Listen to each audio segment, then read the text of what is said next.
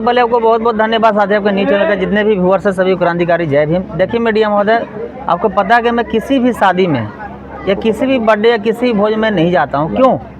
इसका मुख्य कारण है कि हम बाबा साहब को मानते हैं और बाबा साहब के संविधान को मानते हैं। और मेरा ऐलान है कि जो भी बाबा साहब के रीति रिवाज से, अम्बेडकर धर्म हो, अर्जक रीति रिवाज हो या बौद्ध धर्म से जो शादी करेगा, मैं वह सम्मान के साथ जाऊंगा।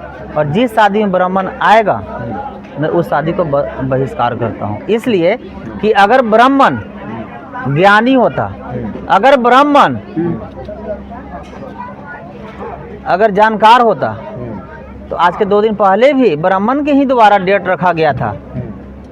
तो उस दिन को क्यों नहीं बोला कि नहीं, इस दिन को अंधड़, तूफान और भूकंप आना है? कितने बेटी बहन को शादी में पंडाल उजड़ गया, कितने को एक्सीडेंट हो गया, कितने को जान चला गया। अभी भी लोग बराबर भरोसा करते हैं। देखिए मीडिया महोदय, मेरा काम है अमृत पिलाना। अगर किसी को गोबर पीने में मजा आता है तो पिए, हमको उससे कोई दिक्कत नहीं है। हम किसी धर्म या किसी टिप्पणी या किसी जात पे टिप्पणी पैदा करने के लिए पैदा नहीं लिया हूँ। ये भारत का संविधान जो सबको स्वतंत्रता देती है, जिसको जहाँ दिल भरे मन भरे वो करे, हमको उससे कोई आपत्ति नहीं है। लेकिन अगर किसी को कोई अगर मारता है, पीटता है, चाहे मान सम्मान के साथ खिलवाड़ करता है, तो थाना में जाता है, मंदिर में नहीं। और थाना हमारे बाबा साहब खुलवाए हैं। मंदिर में पूजा करने से अगर भगवान मिलता तो फिर न्यायालय किस लिए था?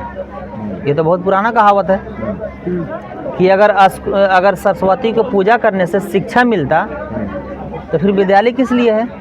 अगर मंदिर में पूजा करने से न्याय मिलता तो फिर न्यायालय किस लिए है? आप मीडिया महोदय अच्छे से पढ़ लीजिए, चाहे देख लीजिए कि इस देश में भगवान को भी न्याय के लिए बाबा साहब को शरण में जाना पड़ा।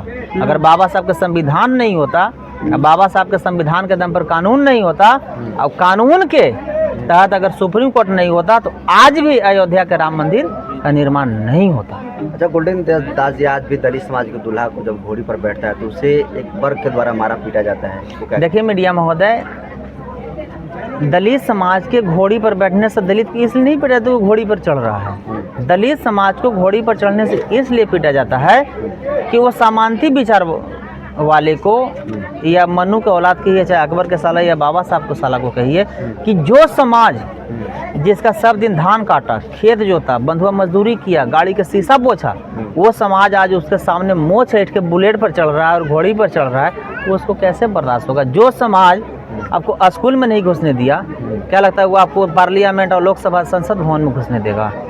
जो समाज आपको घोड़ा पर और बुलेट पर नहीं बैठने दिया, क्या लगता है वो समाज आपको डीएमएसपी की कुर्सी पर बैठने देगा?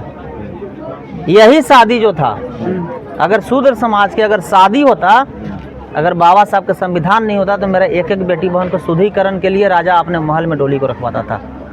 कानून को पढ़ लीजिए। वही मनुस्मृति को मैं जलाया हूँ 14 अप्रैल को। कौन मनुस्मृति को? जिसमें पति को मरने के बाद पत्नी को जिंदा जलाया जाता था। मैं वो सारा किताब को जलाऊंगा जिसमें इस देश के बेटी बहन माँ को मान सम्मान, हक, अधिकार छीनने का और हनन करने का प्रयास किया गया। गोल्डन जी, एक आखिरी सवाल है, बहुजन समाज के लोगों को क्या मैसेज देना चाहिए? बहुजन समाज के लोगों को मैं यही मैसेज देना चाहता हूँ कि अगर पंडित के दिन रखने से, पंडित के पतरा देखने से अगर दिन अच्छा होता, शादी अच्छा होता, तो आज इस देश में 80% घर टूट रहा है। किसी के पति के किसी और के साथ अफेयर है, तो किसी के पत्नी किसी और के अफेयर है।